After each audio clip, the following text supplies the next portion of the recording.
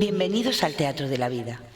Este edificio que vemos es un emblema, un símbolo de lo que significa para la humanidad la palabra cultura. Desde que existen registros escritos, sabemos que nuestros ancestros siempre jugaron a representar lo que vivían a diario y hasta aquello que soñaron con vivir. Eso que veis sobre el escenario es la pantalla en la que vivirán nuestros personajes y dibujarán nuestra historia, la del día a día que vivimos quienes nos dedicamos a la educación y la cultura.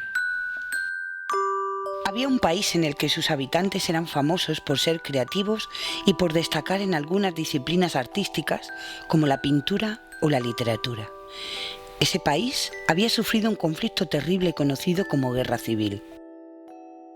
Sus ciudadanos habían vivido bajo la opresión de un dictador, aprendiendo que las cosas se pueden hacer o decir de manera que los censores y verdugos no pudieran castigarlos. Cuando pudieron vivir en libertad, se afanaron en la labor de recuperar el tiempo perdido y soñaron que un país nuevo debía ser posible, pero para ello era necesario un sistema educativo que permitiera que todo el que quisiera pudiera vivir el sueño, que pudiera construir aquella sociedad que viviera libre y fuera responsable. Fueron valientes y pelearon por un sistema educativo público para todos y cada uno de los niños que debían dibujar y pintar el sueño, el futuro. Pronto descubrieron que los sueños son solo eso y que las dificultades obligaban a despertar y buscar soluciones reales.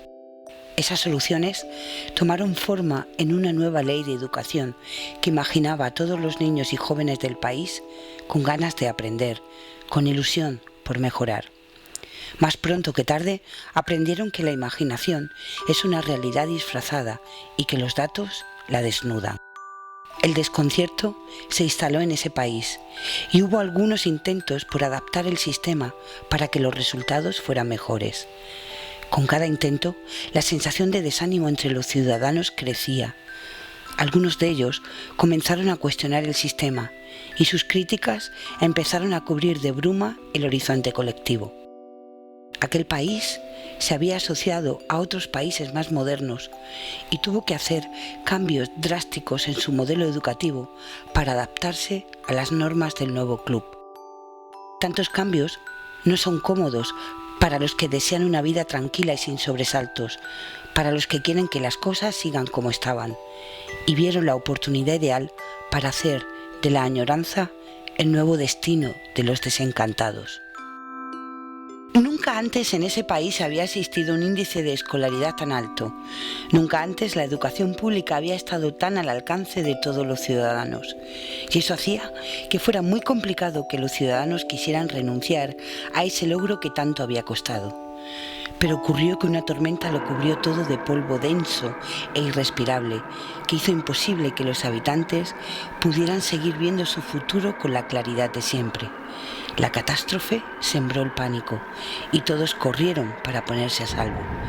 Miraban tras los cristales cómo el polvo lo cubría todo y rezaban para que el furioso huracán no rompiera su precaria protección y los arrastrase al abismo. Pero el huracán no remitía y podían ver cómo su país iba siendo arrasado.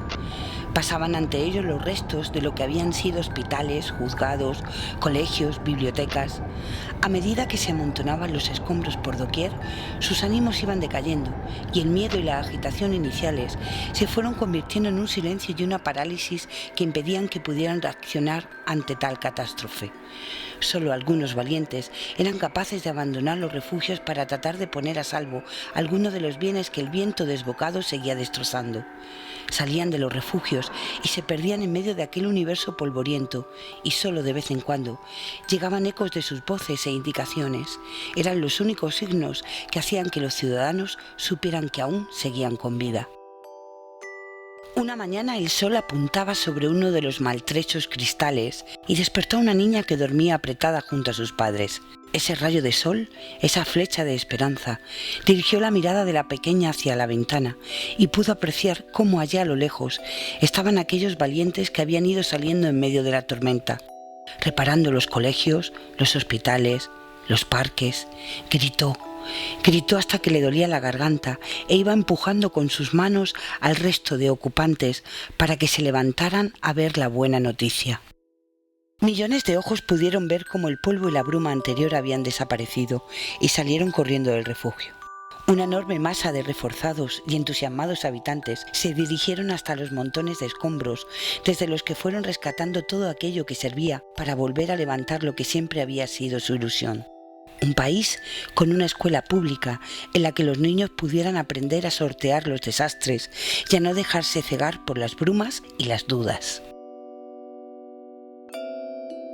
Y es que podrán venir no uno, sino cientos de huracanes, pero jamás podrán barrer la ilusión, las ganas y la esperanza de aquellos que luchan por ofrecer un futuro tan digno como el que ellos recibieron en herencia de sus mayores.